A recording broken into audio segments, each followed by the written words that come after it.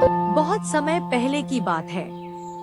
माधवपुर नामक गांव में एक गरीब किसान अपनी बूढ़ी अम्मा के साथ रहा करता था। उसके पास एक छोटी सी जमीन थी जो कि बंजर हो चुकी थी। फिर भी वह दिन रात उस पर मेहनत करता था। मोहन बहुत ही मेहनती और ईमानदार था। वह एक आत्मविश्वास से भरा हुआ व्यक्ति था जिसे ना हालातों से डर लगता था ना ही लोगों की बातों से।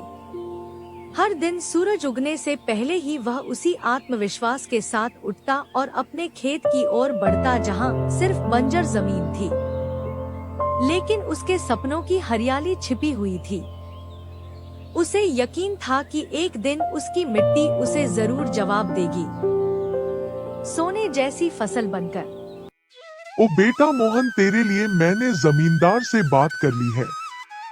वो तुझे अपने पास काम पर रख लेंगे।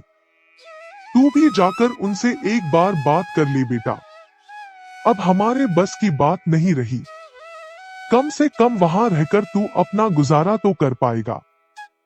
मुझे तेरा बहुत ख्याल है मोहन, इसलिए यह कदम उठाया।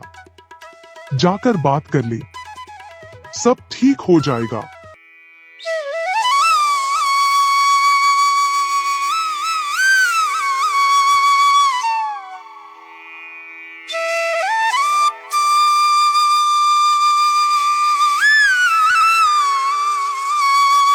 अम्मा, तुमने क्यों बात की वहाँ? मैं नहीं जाऊंगा। हमारा खुद का खेत है तो मैं दूसरों के पास क्यों काम करने जाऊं? मैं गरीब सही मगर खुददार हूँ। मैं अपनी मिट्टी में पला हूँ, उसी में पसीना बहाऊंगा। चाहे जितनी भी मुश्किल हो अम्मा, मैं अपनी ही जमीन पर मेहनत करूंगा। किसी और की नौकरी नहीं करूंगा। अरे मोहन, उस बंजर जमीन में क्या उगाएगा तू? वो जमीन अब बिल्कुल बेकार हो गई है बेटा। ना उसमें नमी बची है ना जान।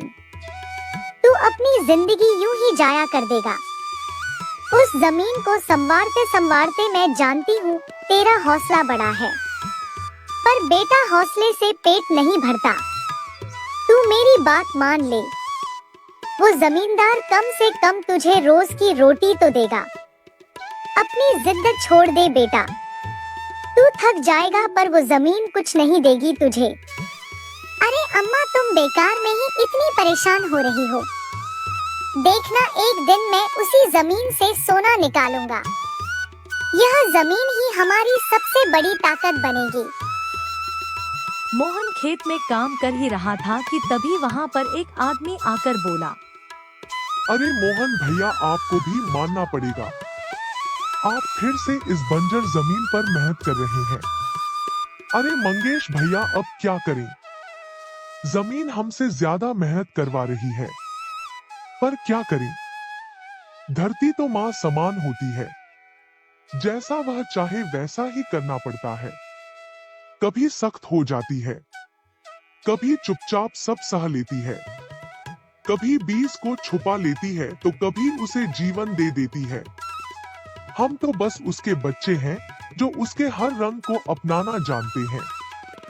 थक तो जाते हैं भैया, पर जब मिट्टी की खुशबू आती है ना तो सारी थकान उतर जाती है। उम्मीद है यह माँ हमें खाली हाथ नहीं लौटाएगी। बस थोड़ा और सब्र, थोड़ा और विश्वास।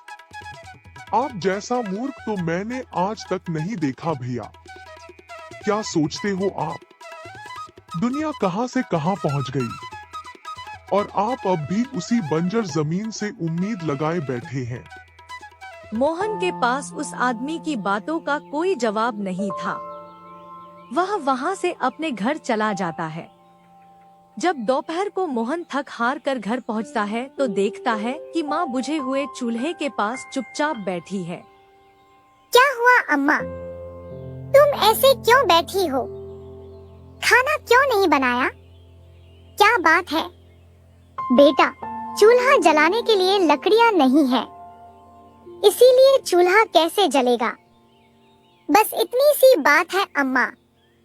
मैं अभी जाकर ले आता हूँ लकड़ियाँ। मोहन लकड़ियाँ लाने जंगल चला